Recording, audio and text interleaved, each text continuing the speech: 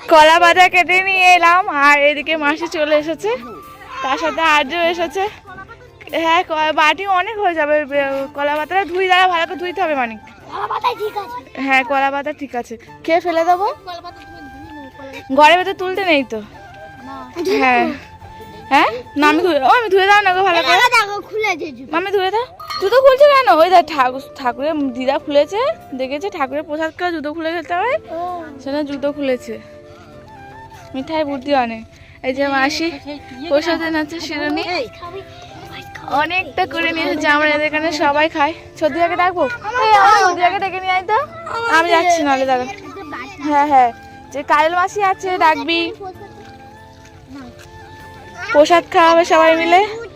হ্যাঁ মানে কে এসেছে কে এসেছে কে এসেছে? দিয়া আজ এসেছে, প্রসাদ খাওয়া হবে সবাই মিলে।